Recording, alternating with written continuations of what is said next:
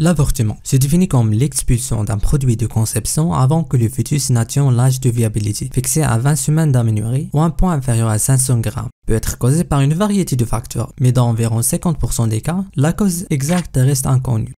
Les principaux symptômes rapportés par les patientes sont les métrorragies ou des saignements d'origine génitale et des douleurs pelviennes d'intensité variable. Un examen au spéculum et un toucher vaginal permettant de voir l'origine du saignement et évaluer l'état du col utérin et aussi confirmer que le saignement provient de l'intérieur de l'utérus, ainsi qu'exclure la présence de lésions traumatiques telles que des déchirures ou des plaies du col utérin ou du vagin qui peut être responsable du saignement. Un col fermé peut être rassurant dans certains cas, tandis qu'un col ouvert ou dilaté suggère une fausse couche en cours. Les investigations paracliniques permettant de confirmer le diagnostic clinique, d'évaluer la gravité de la situation et de guider la prise en charge. L'échographie pelvienne est l'examen de première intention pour confirmer un diagnostic d'avortement. Les examens biologiques permettant d'évaluer l'impact de l'avortement sur l'état général de la patiente. Une NFS pour évaluer la quantité d'hémoglobine et donc détecter d'éventuelles anémies dues au saignement. Un groupage sanguin pour d'éventuelles transfusions. L'évolution naturelle d'un avortement peut se diviser en 5 formes cliniques distinctes. Chacune présente des caractéristiques spécifiques en fonction du stade de l'avortement et des signes cliniques observés. On commence par une menace d'avortement, une situation où l'avortement n'est pas encore imminent, mais où des signes précoces suggérant une menace de fausse couche. Les patientes peuvent présenter une métrorragie variable qui peut être légère ou modérée, des douleurs pelviennes généralement faibles ou parfois absentes, ce qui permet à certains patients de continuer leur activité normale pendant un certain temps. Lors de l'examen clinique, le col est fermé, ce qui indique qu'il n'y a pas encore de dilatation. Le vagin est vide, c'est-à-dire qu'aucun produit de conception n'est expulsé. L'échographie pelvienne permet de confirmer la vitalité ovulaire, c'est-à-dire la présence d'un embryon avec un battement cardiaque. Il peut avoir un décollement ovulaire où le placenta commence à se détacher de la paroi utérine, mais la grossesse peut parfois encore être viable avec un traitement approprié. Deuxième forme clinique, un avortement en cours indique que le processus de fausse couche est déjà en cours d'expulsion. Les patientes présentent des métrorragies d'intensité croissante qui devient de plus en plus abondantes. Les douleurs pelviennes sont généralement intenses et expulsives.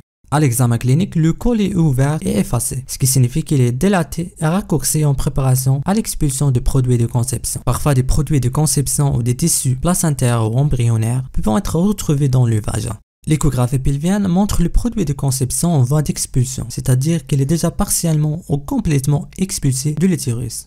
Troisièmement, l'avortement complet survient lorsque tous les produits de conception ont été expulsés de l'utérus. Après l'expulsion complète, les saignements diminuent progressivement et les douleurs pelviennes disparaissent. Cela marque la fin de l'avortement. À l'examen clinique, le col est généralement fermé et il n'y a pas de signe de produits de conception résiduels dans le vagin. L'échographie pelvienne montre une vacuité utérine, c'est-à-dire que l'utérus est vide de tout produit de conception, confirmant ainsi que l'avortement est complet.